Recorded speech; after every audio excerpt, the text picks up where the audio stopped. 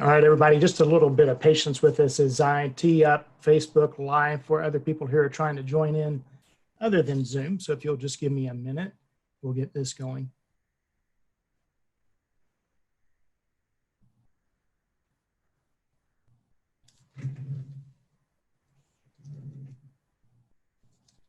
All right. It looks like we're on Facebook Live now, and it may be that you're joining us by Zoom, but we certainly want to give everyone a welcome to this first session that we're having in this series that we have entitled Relevant Conversations in the Current Crisis. We are very glad that you're here, and I just want to give you a few words of the mechanics of Zoom and Facebook Live. Just a second. All right. Just a little bit on the mechanics of Zoom. If you're joining us by Zoom, you may have a question and answer tab that you can look at.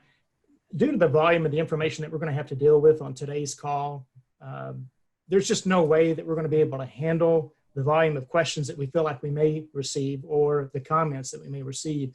But we want to encourage you to go ahead and pose those anyway. We have someone that is going to be dedicated to collecting those questions, and we will get those at the end of the session, sort through those, looking for some of the most frequently asked questions that you pose. And that'll help us understand if we need to kind of circle back and address some things that we might not otherwise get to today.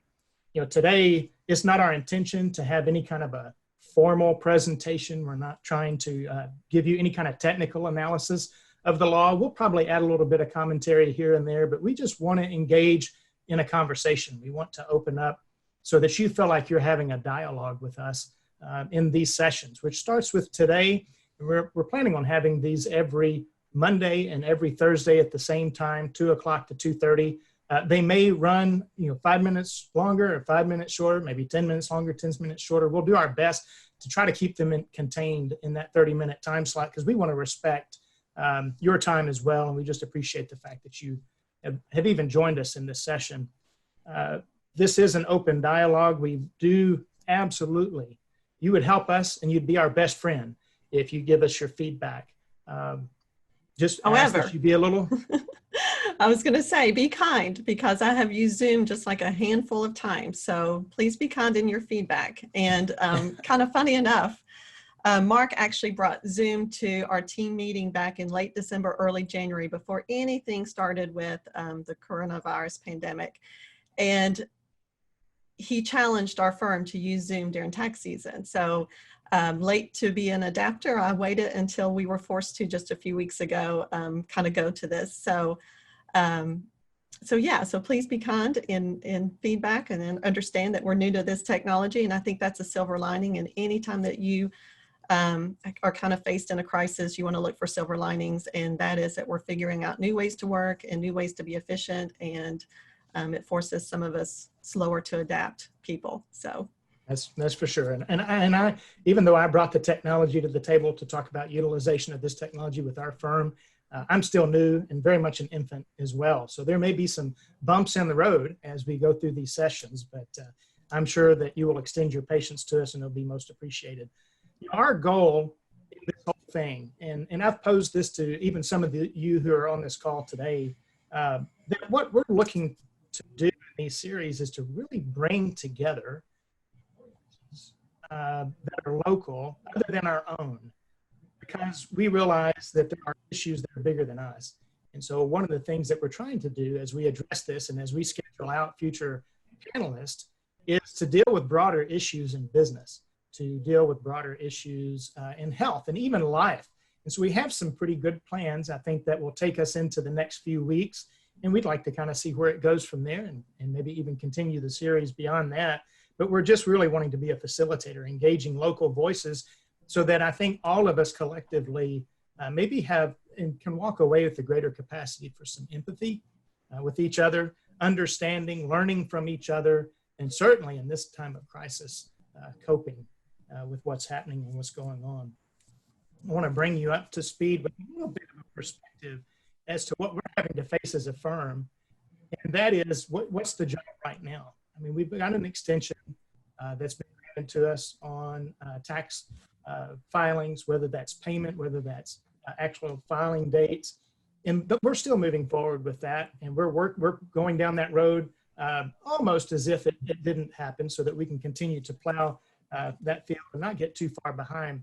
But we have been trying to, and we've communicated this earlier, so it may not be any news to you, but we're trying to take those clients who may have refunds that are available and get those refunds processed as quickly as possible, because the whole intent of what we're trying to do right now and what the government's trying to do right now is get cash back into the system. And so that's where we're dealing with. And Gwen, I know we've kind of talked about earlier that even with what the IRS has done graciously to extend these things, we've really experienced kind of two ends of the spectrum. We have, because we have shifted to trying to work with small business, and then also on our tax front to get cash back to people as quick as possible, especially through what's due them in a refund. But we've also experienced a lot of nervousness on, even if you expect, oh, you've got a delay of payment until July 15th, but you don't know what that's going to look like between now and then. You're trying to plan. So we understand and recognize that we need to push on all of those returns, despite whether you get a refund or whether you owe, just so you can plan. And so it's just an overall uncertainty, I think, that people are dealing with. It's hard and difficult. And we understand that, and are trying to work on both ends of that, because just because payments delayed doesn't mean you don't need to plan for it. Right. I'll just add a couple of things to that. One is this extension of time to file and time to pay, but then the second quarter estimates didn't get moved. And so we have some nervousness about that too. What should we expect to have to pay in on the second quarter? Because this actually going to become due before the first quarter technically becomes due. So this is a little bit of a crazy time. The other thing I'd like to say, and this is really more of a personal note, we sent an email out just trying to help everybody understand who at least are our client base, the things that we were going to have to prioritize, and therefore we felt very conscientious toward those clients who needed to be getting those refunds back, and just ask for a little more patience. And the very next day, here I come into my office and I pull up my email, and at the top of that email list was some people who had responded who said, listen, Mark, I got the video email, and as far as I'm concerned, I know you need to prioritize other things. So put me on the back burner so that you can get to those clients who need it the most. And that's heartwarming, and it gives us a lot of energy, which is normally very limited at this amount of time because we're spending so many hours. So I just want to say a personal thank you to those clients who were so gracious in response to that. It really meant a lot to us. But I think what's important, Gwen, is that we help people understand that there's another side of our practice that is going on at the same time as it relates to small businesses. And it's really important for us to help manage those small businesses because they have some really immediate needs that we need to try to address. We got to figure out how they're going to get through the next 3 or 4 months. We have to help them position not just for the 3 or 4 months, but for their viability through the end of the year and beyond. We're trying to assist them in the SBA loan process, which we'll touch on here in just a minute. We're trying to help people make some decisions to keep as many people employed as possible, which is really a major priority, not only of the government, but especially for all these small business owners. I mean, when it is one of my business owner clients who, when we were talking about whether or not he might have to make that decision to let employees go, he's like, I got to take care of my people. And that's important to us when we hear those kind of things. And so we want to do everything that we can to help him take care of his people. And of course, technology, working remotely, anything that we can do to assist clients to be able to maneuver and to be able to work remotely and continue in business. That's really important to us. Right. So we're here to talk mainly about the CARES Act, but there are some follow-up things to some previous emails that we had sent out that I think we need to go ahead and clarify because we're trying to get communication out as quick as possible. And so in regards to the communication on the Families First Coronavirus Response Act, we've had some questions, but the Department of Labor has really done a good job of compiling frequently asked questions. And so I would just direct you to go to their website, and there's resources available for kind of navigating through that initial round of legislation that came out. And then secondly, well, that said, let me say one thing. Just sorry, I didn't mean to interrupt you, but one of the things that we want you to know, we might be referencing a lot of things in these sessions, and we're pointing you to go to the Department of Labor website. We might be pointing you to go to this direction with the U.S. Chamber of Commerce or anybody else who has provided some really solid guidance. when these videos are being recorded, we're going to put them on our YouTube channel. And if you've looked at a YouTube video, you know that there's a description underneath the video. And so we'll do our best to circle back around, and anything that we make reference to in these videos, we'll try to put the hyperlinks in so that you have access to that. So sorry, I didn't mean to interrupt you, but if you want to take that next. That's okay. I was going to go ahead and talk about the SBA loans, which to say the least has kind of been a disaster, no pun intended, but it's the process for getting it has been very frustrating for people. And so our initial email actually sent out a link to the application, which has now changed, what, 2 times, I think, since then? 3 times. We're on our 3rd iteration of what the SBA's website is. Right. So even as logging in as early as this morning, there was a new methodology, because it was that it was online, and then it was pull down the form, fill it out, submit it back, and now it's back online. But it does, I think this is designed for this round of loans, because it's labeled that way, and it appears to be now an expedited method to applying. Right. So definitely encourage you to go to that route. We're going to talk a lot about how that loan plays into some of these other provisions as we go through the CARES Act. One provision of that loan, Mark, that we were talking about as early as this morning, I think that we are gaining a better understanding of, is the $10,000 emergency grant. Right. Yeah. So if you're, we don't want you to delay the application process. We want to move that forward as much as possible. And we want to apologize for those clients that we may have inadvertently frustrated in the process, because we were initially sending you an email that had a link. Then we were telling you, no, that application is not what they're going to use anymore. They've now come up with an abbreviated application, and then the website gets taken down again. And now we've got a whole new iteration of that website. So we understand that's frustrating. So just bear with us at this point, but there is a reason to get that application in as quickly as possible, because you're allowed basically a $10,000 grant on the front end upon application. And so if it is that you submit that application, you can immediately request during that process to take that emergency grant up front of $10,000, and they will do their best to get that into your hands in 3 days. And that's really critical. And the key part about that is that will actually not be asked to be repaid. So even if you do not get accepted for the loan, that grant of $10,000 is not going to be repaid. So, so that's just an emergency is what it's called, the emergency grant. So just a quick way to try to infuse cash into the business who's applying for these loans. Right. And as far as the eligibility, whether or not you feel like you qualify for the SBA loan, we're really trying to encourage people to go ahead and apply regardless of whether you feel like you're eligible or not, because the likelihood is you are. So we want you to go ahead and encourage you to do that. And I think it's important to understand, I mean, when you think, here's the government offering a $10,000 grant that will be forgiven regardless of whether at the end of the application process you get any additional money or not, goes to show you that the government is doing everything they can in their legislative grace to put money back into the hands of the system. And it's just an amazing response when you look at it. Now, there's been a debate when you had people talking across the aisle about what this needed to be, because initially when we heard this, there's two prongs to this. There's the business side, and then there's the individual side. And at first, there was all kinds of talk about getting rounds of funding into the hands of the individual. Of course, then they had to back up, and they said, okay, wait a minute. It's one thing to put money into the hands of the individual. It's another thing to create income. And so you start to see a blend of this, or actually you do see a blend of this in this particular CARES Act. And I think that was a great kind of a meeting of the middle on these things. And so the first section that we're kind of wanting to talk about here is we've just talked about the SBA route, which is more of a long-term plan of getting funding that'll help you get a little bit further down the runway. But there is another provision that we want to deal with on the front end here of the business section called the Paycheck Protection Program. And it is more of a frontline defense of some things that you might want to take advantage of.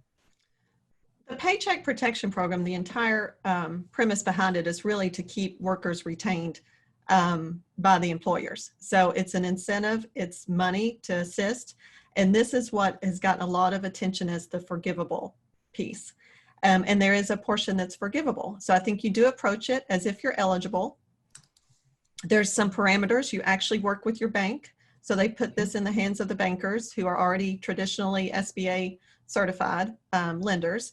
And so you will work with them, and then they will calculate based on, one, you've had to have been in business before February 15th of 2020. And then so they'll verify that, and they'll also verify what your, and assist you in calculating what your monthly average payroll is. So the loan is based on 2.5 times an average monthly payroll. And there's certain periods of time to look back to. Okay. Well, I think one of the other things that this is relatively interesting is the government has really relaxed what ordinarily would be underwriting requirements for these kind of loans, and they're putting that back into the hands of the banks. They're putting this into the hands. They're coming in and they're saying we will 100% guarantee it. So these are 100% backed by the federal government, giving some of the latitude in lending back to the banks. Now, we mentioned that right now there are those banks that are currently under the SBA lending program, but then that doesn't cover everything. And so I think what we're going to see is in the next few days or in the next week is that they're going to try to make it to where every bank can participate in this so that they can facilitate getting this money out. But it's really important. This is really for the maintenance and to retain payroll. But when there's some other things in that, so it's not just covering payroll costs. There are. But Mark, we're going to take a quick time out because you're cutting in and out with your mic. So let's fix that issue real quick because I'm hearing it. Okay. So I'm not sure if everybody else is hearing it. All right. Is this a little bit better? So talk a little bit more lengthy. Am I still cutting in and out? You're better. Am I better? Okay. I may have had my hands on the desk and kind of pounding the desk. I talk with my hands. I'm trying to keep them off the desk, but thank you. Stop me. Well, you're saying some important stuff, so we want to make sure everybody can hear it. Okay, absolutely. Well, actually, I was kind of punting to you because you had mentioned that the loan initially is based on 2.5 times or 250% of a monthly average payroll that you're going to go back in time in the same period. So February 15th. Right. So the loan period is February 15th through June 30th of 2020 is when this program is open. So you're going to look to what your average monthly payroll is from February 15th of 2019 to June 30th of 2019. Right. If you weren't in business, you're going to look for January 1st, 2020 to February 29th, 2020. So there are specific dates that you look at to calculate what your average monthly payroll is. And this is pretty simple. 2.5 times what that is what you're available to be loaned. Now, what you can spend the money on is a little more expensive. You can spend it on payroll. You can also spend it on utilities and rent, on interest, on debt obligations. The debt has to be incurred before February 15th of 2020. So you have some leeway in some of the expenses you spend it on. But the key to actually being able to keep the money is keeping the payroll and the workers in play. Right. This is all about retention of employees. One of the other important points that I want to make just about the banks, because I don't think I addressed this when I mentioned the latitude that the banks are given on this. So let me circle back around to what the banks are not looking for. And I think that's critical. They're not looking for collateral. They're not looking for personal guarantees. There are no fees associated with these loans. It's not dependent on whether or not you try to obtain credit elsewhere. So the door is pretty wide open here. It doesn't matter what your balance sheet even looks like. So if you're in a pretty good cash position at this time, and you might have some receivables that you're collecting, that will not come into play for any kind of security needs for this loan. It is just a simple calculation of the average monthly payroll 2.5 times, and then you're able to use it for the proceeds. Use the proceeds for the items that Brent indicated earlier. Now, all the banks are really going to require from you at this point is kind of a good faith certification, in addition to some very limited documentation. But on the back end of this, it's a little bit different. You are going to be required to certify those expenses and the use of that fund. Now, what if you decide to use it for expenses other than what they indicated the use could be for? Well, the expenses do need to be used for those qualified expenses, like I discussed. What's going to give you a haircut on what is forgiven is the head count. So you need to employ the same number of employees that you employed in the same period in the prior year. And if you have given a pay cut during this time, and that was one of your options that you used in order to be able to stay viable, you can't have cut an employee below 75% of their pay.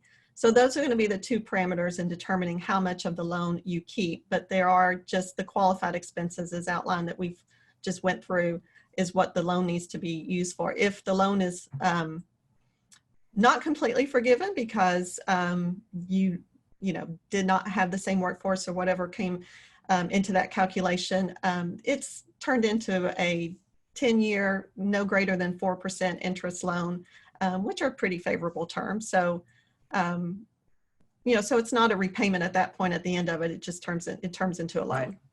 Well, and even converting to the loan, one of the great pieces of this particular legislation is that any bank that's participating in extending these loans, so say it converts to a loan, they have to defer the principal and interest payment for the first 6 months. So that's right. minimum. It's within the bank's latitude, however, to extend that another 6 months, all the way up to 12 months of being able to defer those payments, depending on the facts and circumstances of the applicant. And so that's a really critical piece here too, in trying to figure out what you need to do as a small business owner and which road you need to run down. So I would imagine there's going to be two pieces here. There is, running down the Paycheck Protection Program, which is the first line of defense, at the same time applying for the SBA loan process and looking at a longer time horizon to see what your needs are going to be beyond that period. Now, what about what you mentioned earlier, Gwen, that there was some interplay in between those two loans? So running down one track doesn't preclude you from running down the other track. The only thing that you need to take into consideration is that you can't cover the same expense through both Right. options. So whatever you cover under the Paycheck Protection Program, you would have to back off of the economic injury disaster loan. So, and there's a mechanism if you've already gotten the economic injury disaster loan, that you'll be able to roll that into the Paycheck Protection Program. So it's not an either or, which was probably one of the largest questions Right. kind of hovering over this new loan program. And so that's good news. I think there's options. I think you have to weigh the options. There's not always, the right answer for everyone. So, or the same answer for everyone. It's going to just depend on your circumstances.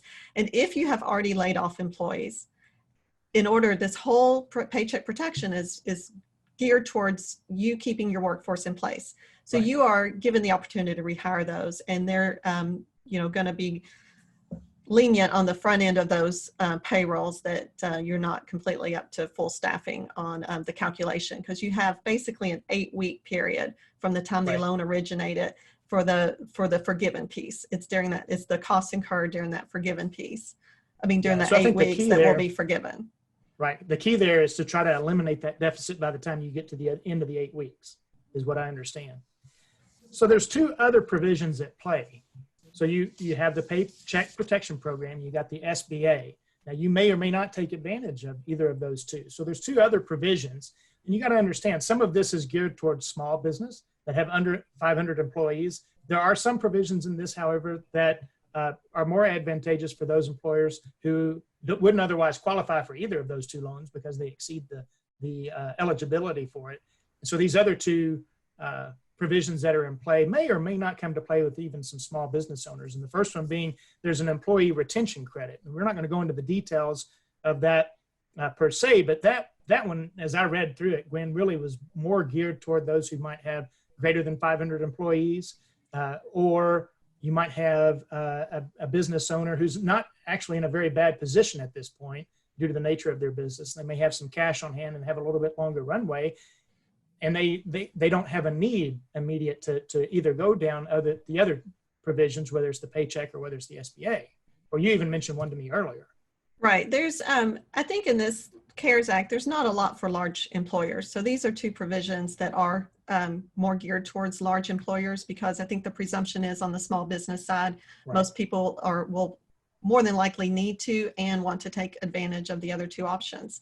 Right. I do think that there's a circumstance on the second one for payroll tax deferral, because basically what you're doing is deferring half of your payroll tax liability through basically for 2 years. So you pay half of it in 2021 by December 31st, 2021, and the other half by December 31st, 2022. So I do think Right. there'll be some instances where What you have to understand is on either side of these loans are potential debt obligations. Either, if they're definitely there for the economic injury disaster loan, but even with the Paycheck Protection Program, if you don't qualify for 100% forgiveness, that's debt at the end of it. So I think we do have some Right. clients who are just in that part of their life where they really don't want to incur any more debt at the end of this, and that they'll be able to take advantage of some of these things. Right. Now, I don't think we've really said as much about the self-employed individual. So let's kind of back up just a minute. If you are self-employed, you don't really have a payroll. So this program is called Paycheck Protection. Don't take that to mean that you don't otherwise are eligible to do this. So if it is that you're an independent contractor or a sole proprietor, you have both those options available to you as well. Even if you're into rental real estate and you're just an individual, you can go down the SBA loan program. And if you're a sole proprietor, you can still do the paycheck program. So you need to work with your bank on what those requirements will be. And there's going to be certain calculations that go into that. We've not been privy to just yet. And of course, I'm going to put a pin on that in just a minute. So let's talk about a couple of the episodes that we have coming up. So this next episode that we have on Thursday is we're going to bring kind of a bank into the session. We're going to talk to the CEO and president of a local bank who's really going to try to help us understand things from their side of the table. You can only imagine what they're facing at this, with an onslaught of people who are coming after them, calling them, and they're trying to manage their customers as well. And we would like to hear what's being mandated to them on these things too, so that we can have a better understanding. So stay tuned, come back in Thursday, and we'll have that discussion. So the other three things that we just kind of want to bring up here, there are additional provisions. There's certainly more, but we just don't feel like they come into play as much, especially when you have about 30 minutes to cover this. But I do want to mention that some old law was brought back into play with net operating losses, where we're back to the old rules to where you can carry back net operating losses for 5 years. So C Corps are going to have an opportunity to take those back and hopefully recapture some taxes that come into play, that infuse some cash into the company and help them retain employers. But for those who are in pass-through entities, even sole proprietors, where that net operating loss basically comes into play on your personal individual income tax return, you're able to take those back as well for 5 years. And that may be an option, but I think we need to say, in this immediate time, at least as far as our firm is concerned, we're drinking from a fire hose for the most part. And we have the weight of tax season and the weight of helping small business owners rest on our shoulders simultaneously. It's hard enough to get through tax season just with one, but to try to get through with both, it does become very challenging. So if it is that you're in a position to take advantage of some of these later provisions, if you could push the pause button for a little longer, let us get through these next few weeks, because they're going to be the real crunch weeks. Even some news that came out today, Gwen, that you brought to my attention, was the extension of the social distancing. So one of the things that's going to happen is we're going to have a little bit longer period of time where businesses are going to be shut down. So we need some time to breathe on that, but we want to keep those on the table for a later time to help you take advantage of that. There was a technical correction we've been waiting for a long time, particularly if you're a restaurant owner and you've made improvements to your leasehold. What happened with the Tax Cut and Jobs Act was a definition didn't get changed. And as a result of it, you spent some time and money on improvements, which ordinarily would be 15-year property, but because of the definition that didn't get changed in the tax bill, it got trapped into the 39-year life property. And anything beyond 20 years, you didn't get the benefit of being able to take bonus depreciation for. So they've corrected that. They've gone back. And so if it is that you put property in play that would fall under that at the latter part of 2017, 18, or even in 19, we can now play by that rule as if it was correct when that law first got passed. Again, another opportunity for some amended returns, which we might want to address maybe midsummer or maybe after another extended period of time, depending on the needs and circumstances. If you're going to get a substantial amount of cash back, we'll do our best to approach those as fast as possible, but we do want to bring that to your attention as well. One other provision. Oh, sorry. Oh, I was just going to say that that one is kind of like, why now? Because that's been talked about for the last couple of years among the CPA community as to being, just so crazy that they didn't correct that. And so now it's kind of like, well, finally, thanks. Well, interestingly enough, that's been tacked onto several bills since that act was first, since the Tax Cut and Jobs Act first came out. Unfortunately, they were tacked to bills that would never survive. Well, they tacked it onto this one because of the big push to get this one to survive. So we're happy to see that. Lastly, as it relates to businesses, we have a number of clients that not only have a defined contribution plan that they offer to their employees, but they have a defined benefit plan that's bolted on top of that, where they're able to push some significant dollars in the six figures toward retirement benefits. Well, the rules that are in play with those defined benefit plans is that you have to keep those funded, and it has to be a permanent plan. Well, it could be that you might be in the infancy of that plan, and you have a contribution that actuarially has to be made. Technically, the government stepped in and said, listen, for 2020, everything's relaxed. We are not going to penalize people if it is that they're not going to be able to fund that defined benefit plan. And so that's some really encouraging news to some taxpayers that we're dealing with right now. So let's shift gears. So we've talked about the business side of this, but let's talk about the individual side with the first provision that everybody's heard about, Gwen, which is right. I don't think it's a surprise to anybody that checks are in the mail, or the $1,200 that's so highly publicized for individuals, and $2,400 for married. There are some phase ins or phase outs.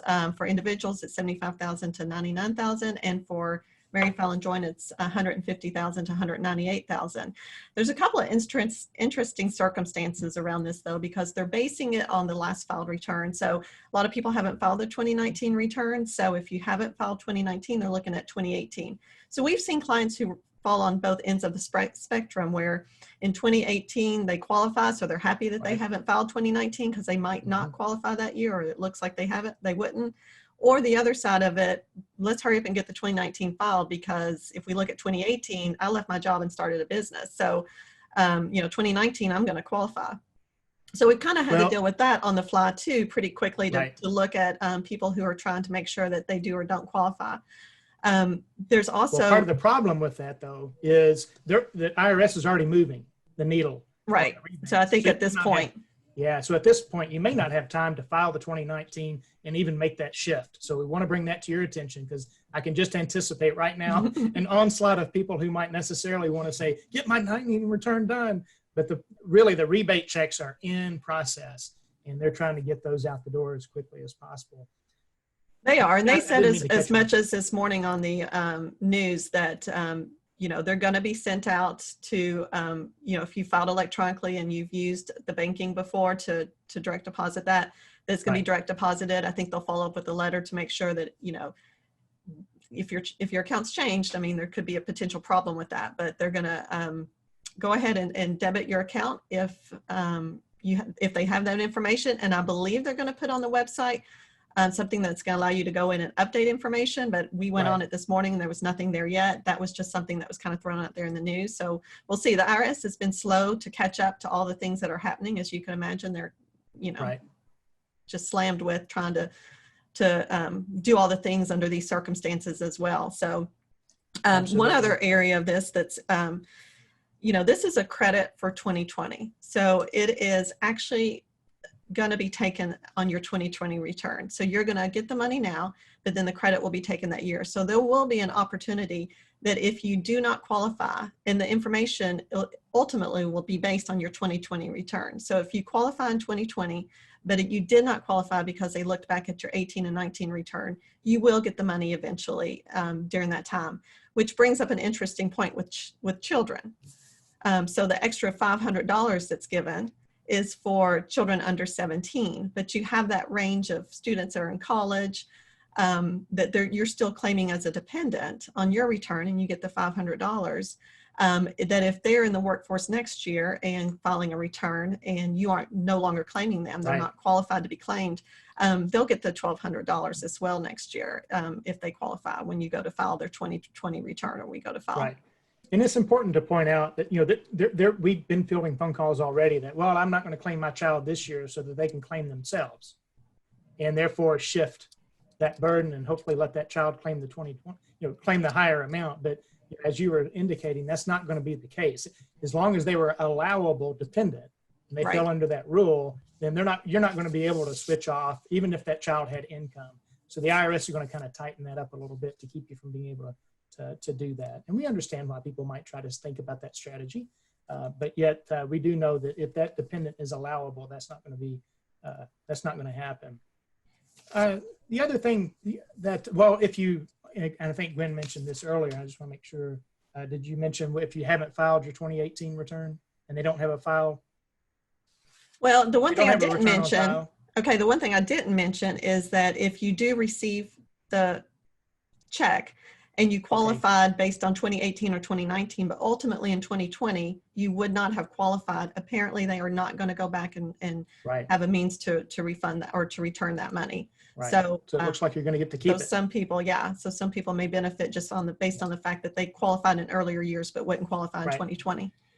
One other point, Gwen mentioned a letter earlier. So the IRS is going to try to find some way potentially to verify, how you're going to get your funds. But we do want to bring to your attention that, in times like this, the criminal is always trying to find a way to take a bite at that apple. And it was brought to our attention earlier in one of our meetings by Mitch that there's already some news that's out there of people trying to take advantage of the system by sending you a letter saying that before the IRS can process your rebate, we need to basically verify certain information.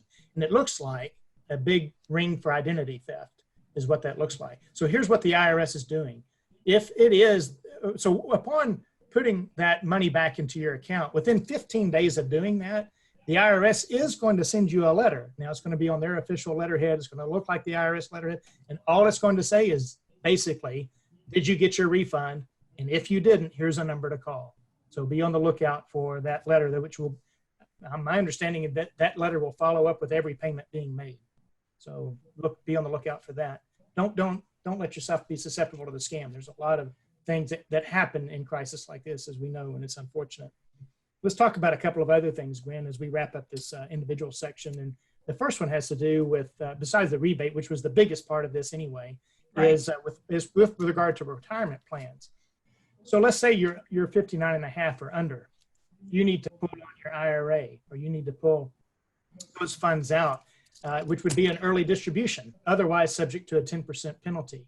Right. The IRS basically has said is if you have corona-related reasons, and that's a corona-related distribution, then they will relax that 10% penalty up to a distribution of $100,000.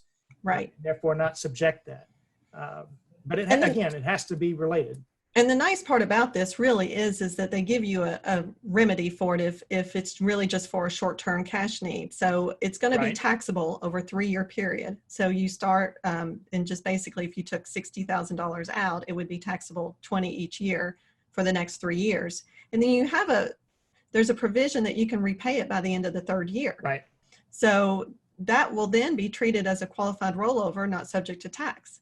So the details on this as far as timing of repayment and if you've taken it into income previously have yet to be outlined. I'm sure there'll be a mechanism to make sure that those work out. But yeah, there's going to be ability to pull on that money if needed and then to actually be able to repay it eventually without the tax consequence. So that's interesting. Exactly. Plan for some people maybe. Well, let's talk about, since we're talking about retirement plans, there's one more provision as it relates to retirement plans, and that is on required minimum distributions. So if it is that you are over 70 and a half or under the new rule 72, and you're you're taking currently those required minimum distributions, you can stop that. You are no longer for 2020, the remainder of 2020, or actually 2020 at all, you're able to not or suspend those retirement distributions. If you think about that, that makes a lot of sense, especially what's happened in the market recently. So your required minimum distributions are calculated based on the ending balances of the prior year. Well, everybody knows we were on a high in December, and that's those balances in which that RMD is going to be calculated. And now we have the coronavirus, and we've seen what's happened to the market. It has just been a vacuum, and all of a sudden everybody has pulled back, and the market value has depressed considerably. And you don't want to have to be taking out those minimum distributions and pull that money out of the system before it has a time to recover. So you can relax that if you have other cash reserves that you can live from right now or live on right now, and that would be really good. Now, I want to use that as a segue to kind of plug next Monday. So we have the bank coming in on Thursday to kind of give us their inside understanding of what they're facing on their end. And we have another group of panelists that are going to be coming in on Monday that are going to help us understand really the market conditions. And so some wealth advisors here in town who's going to discuss the current condition of the market. They're going to help investors understand, well, what do we need to be doing now? They're going to provide some context of how the market behaves, and then hopefully give us some perspective of some positive developments to kind of help us understand that we'll very likely recover from this because history kind of over time has proven it. Now I understand we're into some unprecedented times where I really look forward to see what they have to say about that. And we're excited about having them on Monday. One other provision at the end. So we have this, just one other thing that we're going to talk about, which kind of has you scratching your head because it seems very low impact economically. Right. But, we have some thoughts about that. The IRS is going to allow an above the line deduction of $300 for charitable contribution. So as many people are aware, because of the new increased standard deduction, a lot of people don't itemize anymore. So contributions, don't come into play as much on personal income tax returns for some people as they did in the past. So it's kind of like, why $300? Why, right. that seems like kind of a small economic impact. Right. But yeah, you had some thoughts on that. Well, when we first discussed that, we did laugh. We had a little bit of a laugh and said, who came up with $300? Yeah. That doesn't really seem to get you very far down the road. But the more I got to thinking about it, and I kind of slept on this, and the next morning I woke up, I was like, I kind of maybe get a sense of what they're doing here and what the legislative intent was behind, a $300 above the line deduction. It doesn't seem like a whole lot of money. And I had made the comment to some friends and colleagues earlier that, we really got to look in times like this, that if we're all contracting and pulling back, nobody benefits. And so we need to kind of relax a little bit and realize we still need to participate. And there's a lot of charitable organizations out there who are really having to carry the water on this thing. And overall, that money might be one of the first things that get pulled back. And so they're trying to encourage giving, no doubt. And we'll talk about another provision here in just a minute that's even bigger. But when you think about that $300 level, you're really talking about, even those individuals who are suffering right now and who financially may need to be very conservative, the spirit that we kind of see in people right now trying to take care of each other, $300 may not be asking too much for somebody to contribute toward a cause. Right. And we certainly have seen people be very charitable. Absolutely. And, that's one of the special things about anytime you go through a crisis is just to witness the community coming together. So right. It's a small provision. I think right. a lot of people will get the benefit of taking that deduction, clearly, because right. most people are charitable in some form or fashion throughout right. the year. So it's, it'll hopefully encourage some people to do that now. Well, so that deals with kind of maybe the client with much less income, but then there's another provision within this charitable contributions within the act that's really targeting the high net worth individuals. The old rules, or at least the rules that even changed under the Tax Cut and Jobs Act, was that you couldn't take a deduction for charitable contributions that exceeded 60% of your adjusted gross income. Well, it's a pretty amazing thing that they've done is they've said, listen, for 2020, there is no limitation whatsoever. So if whatever you decide to contribute, you're going to get that deduction for it. There's not going to be any 40% haircut on the amounts that you give. We've even been dealing with clients who are so philanthropic and so giving that that they hit that wall every year. And this is going to be the year that you don't have to hit that wall. And so it's really to get those who are wealthy to have every incentive possible to infuse more cash into charitable organizations that are really having to scramble with this. And so we definitely, for those of you who are in the high net worth individual, take advantage of this. Take advantage of this. It kind of segues when one of the things that I've been wanting to do, and I've kind of put this forward as an idea among other people who we had told about trying to have these sessions live sessions where we can all participate in a group conversation. I said, I'd really like to end these sessions, whatever the topic is, on something that's a little more personal, so that it's not just about the technical aspects of things. And so what I want to do as we kind of wrap this session up is just give you a quote by an author and a speaker who I've followed for quite a while. You may know the name. His name is Simon Sinek.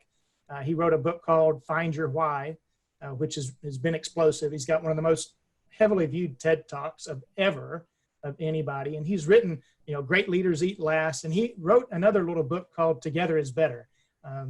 It's a little comical because it's a picture book, but yet it really has some insightful, impactful ideas in it. And here's a quote I just want to leave everybody with. He says, "We can all find the courage we need and know the joy of service the minute we learn that together is better." And that's what I want to leave everybody with, because that's really, I think, the intent of what we're trying to do with pulling other voices into this conversation, that we want to use this forum to open it up to other people who can bring some perspective, because really now is the time to take a step back. We haven't been able to just sigh a little bit with a relief. And, this stimulus package is the largest ever to be delivered. And it really is exciting. It's great. It's extremely flexible. And it at least gives us a little bit of clarity of some days ahead financially. Now, we might have a hard time over these next couple of weeks, but at least nonetheless that we can breathe. I don't know how, we're not out of the tunnel. I don't know how long that tunnel is, but I do know, and I'm confident that there's a light at the end of it. And so now more than ever, this is a time to pull together. It's time to be a neighbor. A book I read not too long ago, the title is captivating, especially now, because the title of the book was People Over Profits. Well, we know right now there's not a whole lot of people making profit. And maybe this is the time for us to understand the importance of people. And so I just want to encourage everybody to think about that. We all need to pull together to get that energy from each other, to build each other's courage in this time of crisis, to help each other find some reassuring glimmers of hope that we're facing right now, or that we can face right now and look to, and ultimately on the other end of this, all be stronger. Times like this, there's one question that I know it doesn't beg, and that is, who is my neighbor? Because I think in this kind of crisis, all the barriers are down. So it begs another question for me. And that is, am I being a good neighbor? And I just want to pose that question to everybody. We hope you stay tuned. We hope you give us some more time to be with you. And we hope you can be with us on these calls. Gwen, I appreciate it. My colleague here has spent a number of hours helping me and helping us all pour through as a firm this legislation that has come out. I appreciate her helping me try to manage this session. So thanks, Gwen, for that. Thank you guys for watching. Tune in to us Thursday as we bring you another session from the bank's perspective, engage local voices again in some of these relevant conversations. We appreciate your time. Again, we'll post this video up on our YouTube channel as soon as we get a little bit of an edited version of that put out there. We'll have some of our notes in the description so that you'll have some of the hot links to some of the things that we referenced today. But we really appreciate it, and I really do believe that together is better. So I appreciate your time, and everybody have a great rest of the afternoon. Thank you.